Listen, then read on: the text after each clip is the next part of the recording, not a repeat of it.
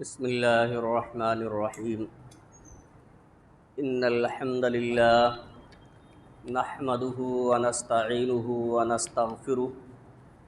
ونعوذ باللہ من شرور انفسنا ومن سیئات اعمالنا من يهده اللہ فلا مضل له ومن يضلل فلا هادی له واشهد ان لا الہ الا اللہ وحدہ لا شریک له واشهد ان محمدا عبده ورسوله يا ايها الذين امنوا اتقوا الله حق تقاته ولا تموتن الا وانتم مسلمون يا ايها الناس اتقوا ربكم الذي خلقكم من نفس واحده وخلق منها زوجها وبث منهما رجالا كثيرا ونساء واتقوا الله الذي تساءلون به والأرحام إن الله كان عليكم رقيبا يا أيها الذين آمنوا اتقوا الله وقولوا قولا سديدا يصلح لكم أعمالكم ويغفر لكم ذنوبكم ومن يطع الله ورسوله فقد فاز فوزا عظيما أما بعد فإن خير الحديث كتاب الله وخير الهدي هدي محمد صلى الله عليه وسلم وشر الأمور محدثاتها وكل محدثة بدعة وكل بدعة ضلالة وكل ضلالة في النار فاعوذ بالله من الشيطان الرجيم بسم الله الرحمن الرحيم ان اول بیت وضع للناس للذی ببکۃ مبارکا وہدی للعالمین فیہ آیات بینات مقام ابراہیم ومن دخلہ کان آمنا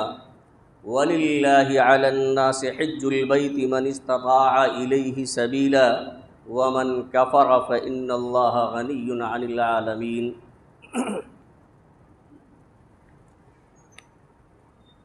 معزز سامعین کرام،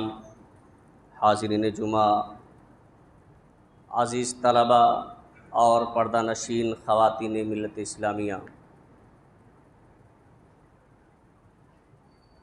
اللہ رب العالمین کی حمد و ثنا،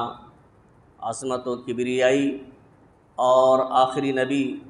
جناب محمد رسول اللہ صلی اللہ علیہ وسلم پر بے شمار درود و سلام کے بعد معلوم ہو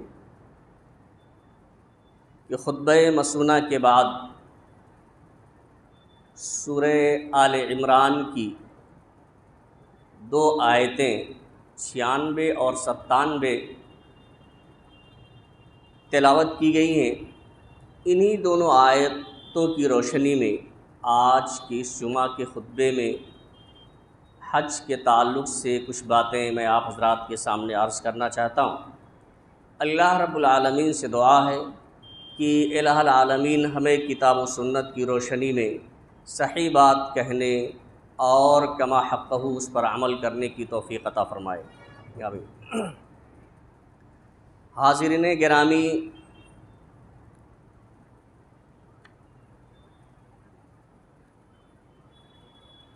حج اسلام کے بنیادی ارکان میں سے ایک اہم رکن ہے۔ ایک حدیث کے اندر جس کے راوی عبداللہ بن عمر رضی اللہ تعالیٰ عنہ ہیں، اللہ کے رسول صلی اللہ علیہ وسلم نے اسلام کی مثال ایک عمارت سے دی ہے کہ جس طرح سے عمارت میں کچھ ستون، کچھ کھمبے ہوتے ہیں، ایسے ہی اسلام کے بھی کچھ ستون ہیں۔ انہی ستونوں میں سے ایک ستون حج کرنا بھی ہے۔ لیکن اس سے قبل کہ حج کی فضیلت کیا ہے اور حج کے شرائط کیا ہیں، میں نے جو آیت کریمہ آپ حضرات کے سامنے تلاوت کی ہے خطبہ مسونہ کے بعد، اس کی مختصر سی وضاحت آپ کے سامنے کر دینا مناسب سمجھتا ہوں۔ اللہ رب العالمین نے ارشاد فرمایا ان اول بیت وضع للناس للذی ببکۃ مبارکا وہدی للعالمین، کہ بے شک اللہ رب العالمین کا سب سے پہلا وہ گھر جو لوگوں کے لیے بنایا گیا ہے وہ مکہ میں ہے۔ بکہ سے تعبیر کیا ہے اللہ رب العالمین نے یہاں مکہ کو۔ وہ گھر سب سے پہلے تعمیر کیا گیا ہے اور مکہ میں تعمیر کیا گیا ہے، اور یہ گھر ساری دنیا والوں کے لیے خیر و برکت کا سبب ہے اور ساری دنیا والوں کے لیے ہدایت کا ذریعہ ہے۔ اس میں یہود کے اس شبہے کا جواب ہے جو وہ خود کرتے تھے اور مسلمانوں کے دلوں میں شبہ ڈالتے تھے کہ آخر مسلمان ملت ابراہیمی کے کیسے پیروکار ہو سکتے ہیں، جبکہ ابراہیم علیہ السلام نے شام کی طرف ہجرت کی اور آپ کی اولاد میں سے سارے لوگ یہیں پر آئے، اکثر انبیاء کرام یہیں پر آتے رہے آپ کی اولاد میں سے، اور تمام کا قبلہ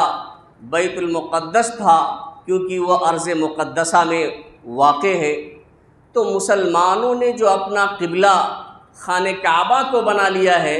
یہ کیسے ہو سکتا ہے کہ یہ ابراہیم علیہ السلام کے دین کی پیروی کر رہے ہوں؟ اس کا جواب اللہ رب العالمین نے دیا کہ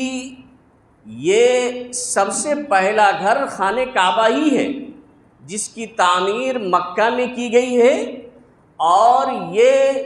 تمام دنیا والوں کے لیے خیر و برکت، بھلائی اور ہدایت کا ذریعہ ہے۔ اور فیہ آیات بینات، اس میں واضح اور کھلی کھلی نشانیاں ہیں۔ مقام ابراہیم، اور اس میں مقام ابراہیم ہے، وہ پتھر موجود ہے جس پتھر پر سوار ہو کر کے یا چڑھ کر کے ابراہیم علیہ السلام نے خانہ کعبہ کی تعمیر کی، اور اللہ رب العالمین کے حکم سے اس پتھر پہ آپ کے قدموں کے نشان بھی موجود ہیں۔ تو اور ابراہیم علیہ السلام نے ہی اس مبارک گھر کی تعمیر کی ہے، تو اس میں تو واضح اور کھلی کھلی نشانیاں موجود ہیں۔ اور ومن دخلہ کان آمنا، جو اس گھر میں داخل ہو جائے وہ مامون ہو جاتا ہے، وہ امن اور سکون اور چین میں ہو جاتا ہے۔ وَلِلَّهِ عَلَى النَّاسِ حِجُّ الْبَيْتِ مَنِ اسْتَطَاعَ إِلَيْهِ سَبِيلًا، اور تو یہاں تک اللہ رب العالمین نے اس کا جواب دے دیا کہ یہ شبہ پیدا کرنا، یہ شبہ کرنا کہ بیت المقدس سب سے افضل ہے اور سب سے پہلے بنائی گئی ہے، ایسی بات نہیں ہے، بلکہ سب سے پہلا گھر اللہ رب العالمین کی عبادت کے لیے جو بنایا گیا ہے وہ خانہ کعبہ ہے۔ بخاری اور مسلم میں ابو ذر رضی اللہ تعالیٰ عنہ سے روایت ہے کہ انہوں نے اللہ کے رسول صلی اللہ علیہ وسلم سے سوال کیا کہ اے اللہ کے رسول صلی اللہ علیہ وسلم، سب سے پہلے کون سا عبادت خانہ، کون سا گھر اور کون سی مسجد اللہ کی عبادت کے لیے بنائی گئی، تعمیر کی گئی؟ تو اللہ کے رسول صلی اللہ علیہ وسلم نے فرمایا کہ سب سے پہلے خانہ کعبہ کی تعمیر ہوئی ہے۔ اور انہوں نے پوچھا کہ پھر کس کی؟ تو آپ صلی اللہ علیہ وسلم نے اپنی زبان مبارک سے فرمایا کہ اس کے بعد بیت المقدس ہے۔ اور پھر پوچھا کہ ان دونوں کے درمیان فاصلہ کتنا ہے؟ تو اللہ کے رسول صلی اللہ علیہ وسلم نے فرمایا کہ ان دونوں کی تعمیر کے درمیان کا جو فاصلہ ہے وہ 40 سال کا ہے۔ تو یہ سب سے پہلا عبادت خانہ ہے، سب سے پہلی مسجد ہے جو اللہ رب العالمین کی عبادت کے لیے بنائی گئی ہے۔ اور یہیں پر جا کر کے ایک اہم فریضہ جو حج کے نام سے جانا جاتا ہے ادا کیا جاتا ہے، جس کا حکم اللہ رب العالمین نے آگے دیا، وَلِلَّهِ عَلَى النَّاسِ حِجُّ الْبَيْتِ مَنِ اسْتَطَاعَ إِلَيْهِ سَبِيلًا، اور اللہ کے لیے، کسی غیر کے لیے نہیں، اللہ ہی کے لیے خانہ کعبہ کا حج کرنا لوگوں پر فرض ہے۔ یعنی کسی اور کی عبادت کے لیے نہیں، کسی اور کی رضا کے لیے نہیں، صرف اور صرف اللہ رب العالمین کی رضا کے لیے، اللہ رب العالمین کے حکم پر خانہ کعبہ کا حج کرنا فرض ہے ان لوگوں کے لیے جو اس کے گھر تک پہنچنے کی طاقت رکھتے ہیں، جنہیں استطاعت ہے کہ وہ اس کے گھر تک پہنچ کر کے بآسانی اور واپس آ سکتے ہیں، استطاعت رکھتے ہیں۔ ایسے لوگوں پر اللہ رب العالمین نے حج کو فرض قرار دیا ہے۔ یہاں ایک چیز واضح ہو جائے کہ حج کب فرض ہوتی ہے، یعنی حج کا فریضہ اس کے لیے 5 شرطیں ہیں۔ ایک شرط تو یہ ہے کہ اسلام ہو، یعنی مسلمان پر حج فرض ہوتا ہے، کسی غیر مسلم پر حج فرض نہیں ہوتا۔ تو ایک شرط تو یہ ہے کہ اسلام ہو، اور دوسری شرط یہ ہے کہ عقل ہو، یعنی آدمی پاگل نہ ہو، مجنون نہ ہو، عقل مند ہو، اس کا دماغ کام کرتا ہو، اور تیسری شرط یہ ہے کہ وہ بالغ ہو۔ بچہ بھی حج کر سکتا ہے، لیکن فرض بالغ شخص ہی پہ حج ہے، یعنی حج بالغ شخص پر ہی فرض ہے، بچہ بھی حج کر سکتا ہے۔ اور چوتھی شرط ہے آزاد ہو، کسی غلام کے لیے حج فرض نہیں ہے۔ غلامی کا پہلے دور تھا تو غلام کی بڑی ذمہ داریاں ہوتی تھیں، بھائی اللہ کی بھی کے حقوق کو بھی ادا کرے اور اپنے آقا اور مالک کے بھی حقوق کو ادا کرے۔ اللہ رب العالمین نے اس سے اس فریضے کو ساقط رکھا کہ غلام پر، بندے پر، جو غلام ہوتے ہیں ان پر فرض نہیں ہے، تو آزاد ہونا ضروری ہے۔ اور 5ویں شرط استطاعت ہے، جس کا ذکر اللہ رب العالمین نے اس آیت کریمہ میں کیا ہے کہ اگر استطاعت ہے، استطاعت کی تشریح حدیث میں کی گئی ہے زاد راہ، راستے کا خرچ اور سواری، یعنی راستے میں جو کھانے پینے کا خرچ ہے اس کی طاقت ہو، اور سواری کے کرایہ وغیرہ کے برداشت کرنے کی طاقت ہو، تو ایسے شخص پہ حج فرض ہو جاتا ہے۔ اسی طرح سے استطاعت میں یہ بھی شامل ہے کہ راستہ پرامن ہو، خطرہ نہ ہو، جان و مال، عزت و آبرو کے لٹ جانے کا اندیشہ اور خطرہ نہ ہو، یعنی جس راستے سے ہمیں سفر کرنا ہے، جانا ہے، تو وہ راستہ پرامن ہو۔ اور یہیں اگر عورت ہے تو استطاعت میں اس کے لیے یہ بھی ضروری ہے کہ یا تو اس کا شوہر موجود ہو یا اس کا محرم ہو، یعنی کوئی محرم اس کا رشتہ دار موجود ہو، اگر نہیں ہے اس کے پاس تو وہ عورت مستطیع نہیں مانی جائے گی۔ اللہ کے رسول صلی اللہ علیہ وسلم نے فرمایا، ابن عباس رضی اللہ تعالیٰ عنہما سے ایک روایت ہے کہ اللہ کے رسول صلی اللہ علیہ وسلم نے فرمایا، لا یخلون رجل بامرأۃ، کہ کوئی آدمی کسی عورت کے ساتھ، کسی اجنبیہ عورت کے ساتھ تنہائی میں ہرگز نہ ہو، یعنی یہ جائز نہیں ہے کہ کوئی غیر محرم کسی اور اجنبی عورت کے ساتھ تنہائی میں رہے، اس سے اللہ کے رسول صلی اللہ علیہ وسلم نے منع فرمایا۔ اور آگے آپ نے فرمایا، وَلَا تُسَافِرَنَّ امْرَأَةٌ إِلَّا وَمَعَهَا مَحْرَمٌ، کوئی عورت بغیر محرم کے ہرگز سفر نہ کرے۔ آپ غور کریں، ہم اور آپ حج کرنے کے لیے، بہت سی عورتیں حج و عمرہ کرنے کے لیے بغیر محرم کے چلی جاتی ہیں۔ دیکھیں، یہ اللہ اور اس کے رسول کی نافرمانی ہے۔ حج کا یا عمرے کا قبول کرنا یہ اللہ رب العالمین کے اختیار میں ہے، قبول کر سکتا ہے، لیکن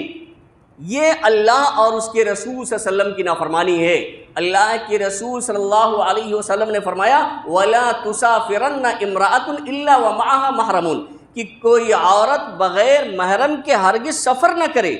یہ اللہ کے رسول صلی اللہ علیہ وسلم کا فرمانا تھا کہ فقام الرجل، ایک آدمی کھڑا ہو جاتا ہے اور کہتا ہے، اللہ کے رسول صلی اللہ علیہ وسلم، اکتتبت فی غزوۃ کذا و کذا، کہ فلاں فلاں غزوے میں جہاد کے لیے میرا نام لکھا گیا ہے، فلاں فلاں جنگ میں میرا نام درج ہے، وخرجت امراتی حاجہ، حالانکہ میری عورت تو حج پر نکل رہی ہے، یعنی میری عورت وہ حج پہ جانا چاہتی ہے، حج کے لیے نکل رہی ہے، اور میرا نام فلاں فلاں غزوے میں لکھ دیا گیا ہے۔ تو اللہ کے رسول صلی اللہ علیہ وسلم نے تو یہ نہیں فرمایا کہ اور دوسری عورتیں یا دوسرے احباب جا رہے ہیں ان کے ساتھ جانے دیجئے، بلکہ ایک اہم کام کے لیے، اعلاء کلمت اللہ کے لیے جہاد کیا جاتا ہے، جنگ کی جاتی ہے، اس کے لیے نام لکھا ہوا ہے، لیکن اللہ کے رسول صلی اللہ علیہ وسلم نے صحابی سے کہا اذهب جاؤ فحجج مع امراتک، اور اپنی بیوی کے ساتھ تم حج کرو۔ یعنی اللہ کے رسول صلی اللہ علیہ وسلم نے وہاں سے نام کٹا دیا اور کہا حج پہ آپ اپنی بیوی کے ساتھ جائیے، کیونکہ بغیر محرم کے یا بغیر شوہر کے لیے اس کے لیے درست نہیں ہے سفر کرنا،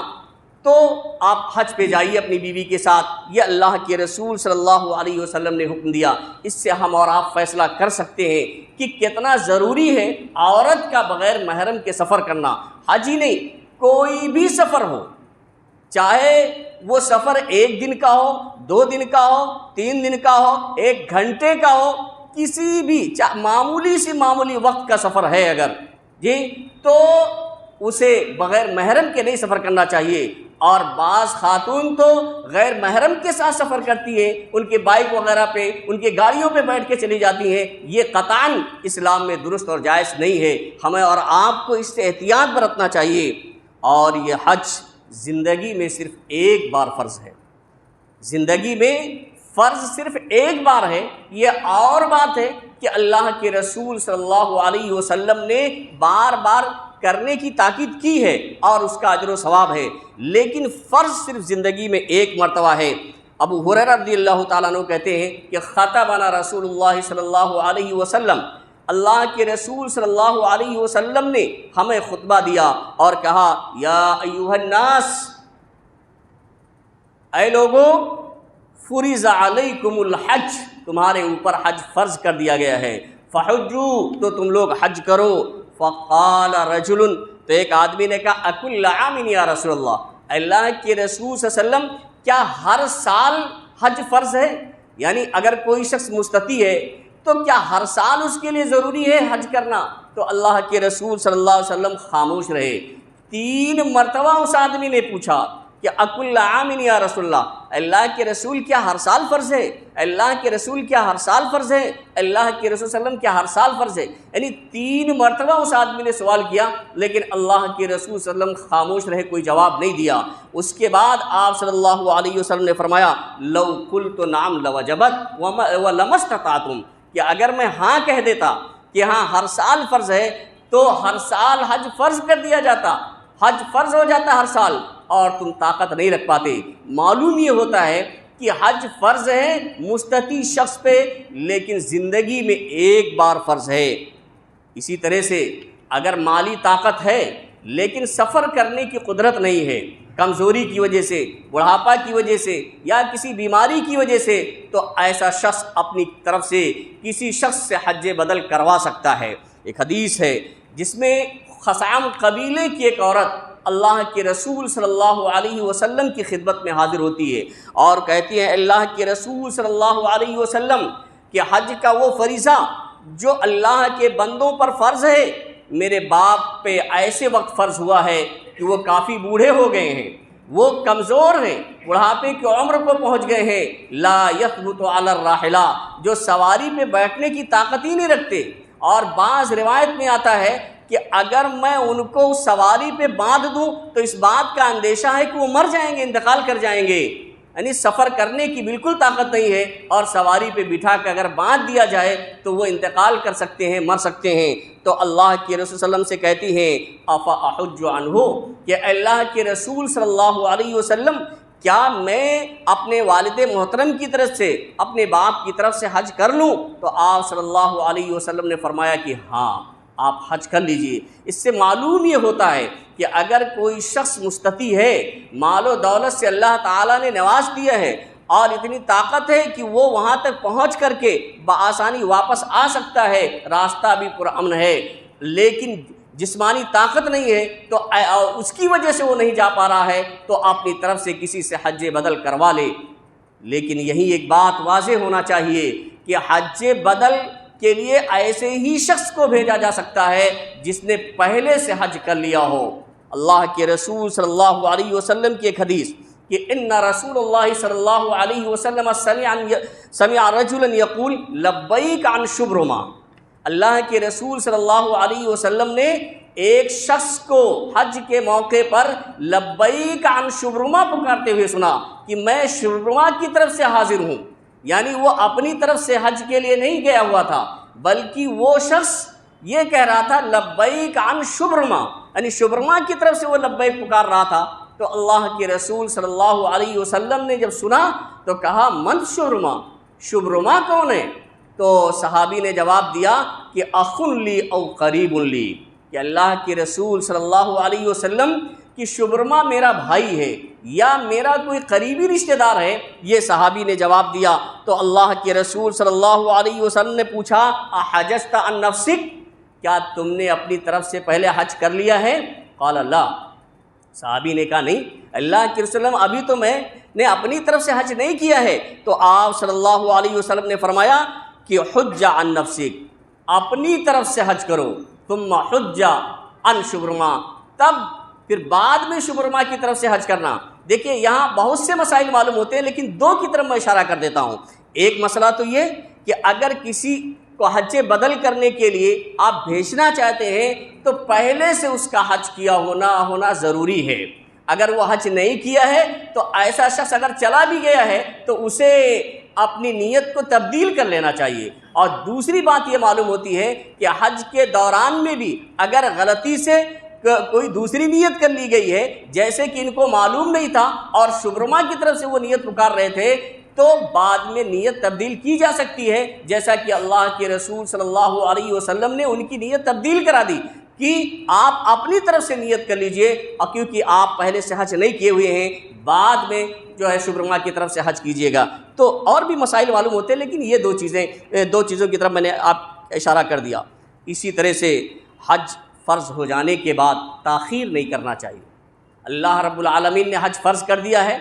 ہم اور آپ، ہمارے ہندوستان کا معاملہ تو یہی ہے کہ دنیا کے سارے کام سمیٹ لیں گے، اس کے بعد اس فریضے کی طرف جانے کی کوشش کریں گے۔ آدمی سوچتا ہے کوئی کام باقی نہ رہ جائے، لیکن یہ معلوم ہونا چاہیے بڑھاپا جس طرح سے آتا جائے گا خواہشات ایسے ایسے جوان ہوتی جائیں گی، خواہشات میں جوانی آئے گی اور جسم کمزور ہوتا جائے گا، لاغر ہوتا جائے گا۔ تو دنیا کے سارے کام سمیٹنے کی ضرورت نہیں ہے، بلکہ ہر چیز کا مالک اللہ رب العالمین ہے۔ آپ اگر اللہ تعالیٰ نے آپ کو طاقت دی ہے تو طاقت ہو جانے کے بعد فوراً جب حج کا موسم آئے تو آپ حج کریں، کیونکہ اللہ کے رسول صلی اللہ علیہ وسلم نے فرمایا من اراد الحج فلیتعجل، یعنی جو شخص حج کا ارادہ کرے، مطلب حج فرض ہو جائے اور مستطیع ہو چکا ہے، اس کے اوپر اللہ تعالیٰ نے فرض کر دیا ہے تو وہ جلدی کرے، اس لیے کہ اسے معلوم نہیں ہے کہ وہ بیمار بھی ہو سکتا ہے، ابھی تو صحت مند ہے، بیمار بھی ہو سکتا ہے، یا اسی طرح سے سواری وغیرہ اس کی غائب ہو سکتی ہے، یا اس کے خرچ کے برداشت کرنے کی طاقت ہے اب وہ طاقت نہ رہ جائے، یا کوئی دوسری حاجت و ضرورت ایسی آن پڑے کہ اس کی وجہ سے وہ نہ جا سکے۔ اس لیے اللہ کے رسول صلی اللہ علیہ وسلم نے فرمایا کہ جب حج فرض ہو جائے تو فوراً اسے کر لینا چاہیے، اس میں تاخیر نہیں کرنی چاہیے۔ کہیں ایسا نہ ہو کہ حج فرض ہو گیا اور ہم دنیا سے رخصت ہو جائیں اور اس انتظار میں تھے کہ اور جو ہمارے سارے کام ہیں سمیٹ لیں، اس کے بعد آخری عمر میں کر لیں گے، ممکن ہے کہ وہ موقع ہی نہ مل پائے، توفیق نہ مل پائے۔ اس لیے جب اللہ رب العالمین کی طرف سے یہ فریضہ ہم پر فرض ہو جائے تو ہمارے اور آپ کے لیے ضروری ہے کہ بغیر کسی تاخیر کے فوراً اس کی ادائیگی کریں۔ اسی طرح سے اس کی بڑی فضیلت بیان کی گئی۔ دیکھیے حج کا طریقہ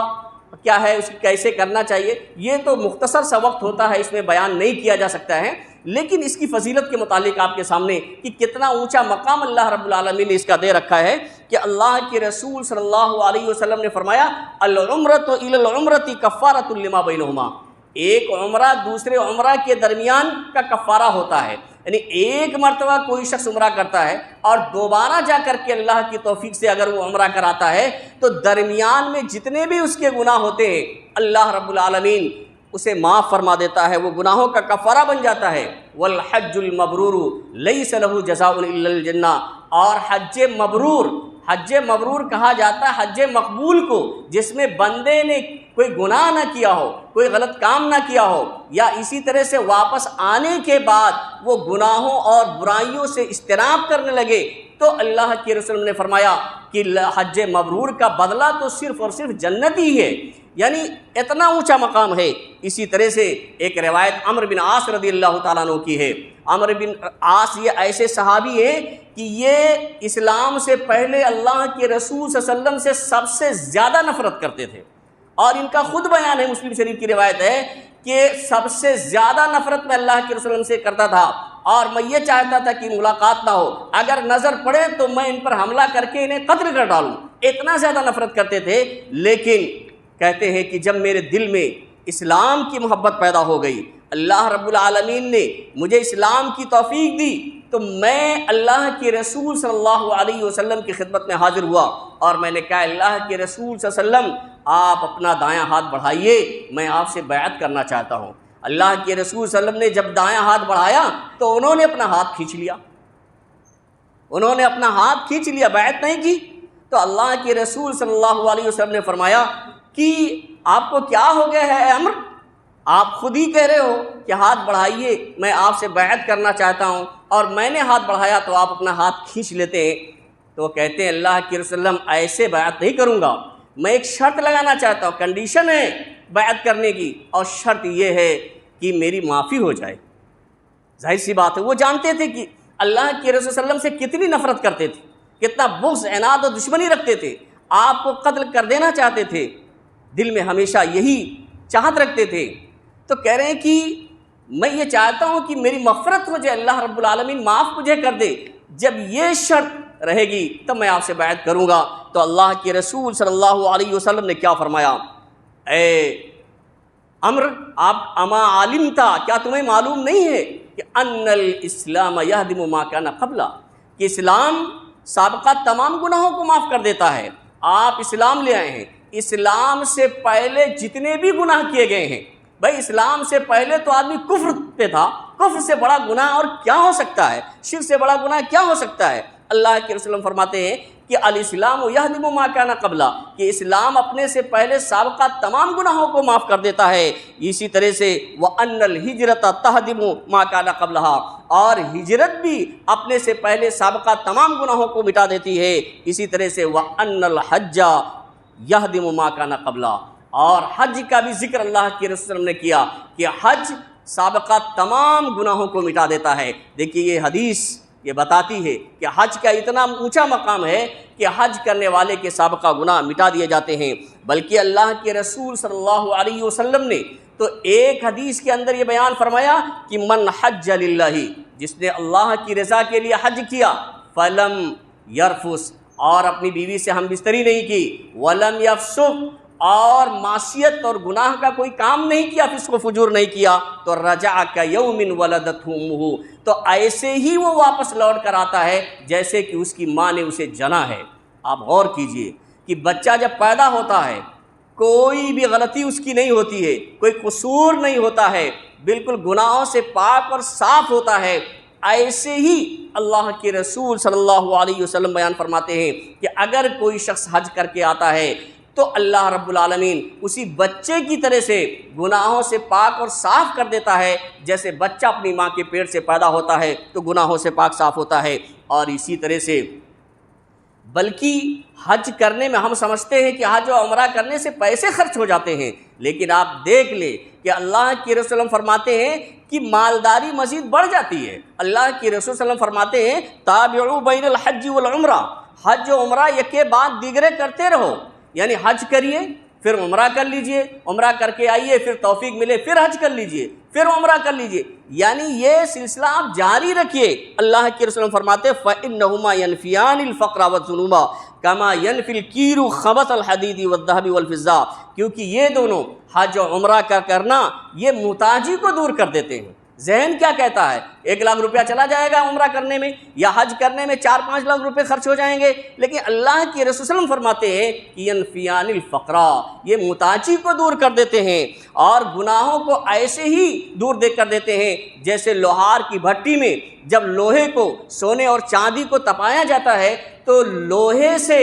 اس کے پہ جو زنگ لگا ہوتا ہے وہ دور ہو جاتا ہے، ختم ہو جاتا ہے، سونے اور چاندی پہ جو کچھ میل کچیل ہوتی ہے وہ سب چیزیں ختم ہو جاتی ہیں۔ ایسے ہی اللہ رب العالمین محتاجی کو دور کرنے کے ساتھ ساتھ حج و عمرہ کرنے والے کو اللہ رب العالمین گناہوں سے پاک و صاف کر دیتا ہے۔ اللہ رب العالمین سے دعا ہے کہ الہ العالمین ہمیں اس فریضے کی ادائیگی کی توفیق عطا فرمائے۔ الہ العالمین ہم میں جو پریشان حال ہیں ان کی پریشانیوں کو تو دور فرما دے، جو لوگ بیمار ہیں انہیں شفائے کامل و عاجل عطا فرما، جو لوگ مقروض ہیں انہیں قرض کی ادائیگی کی توفیق عطا فرما۔ بارک اللہ لنا ولکم فی القرآن العظیم ونفعنا وإیاکم بالآیات والذکر الحکیم، انہ تعالی جواد کریم ملک الرؤوف الرحیم۔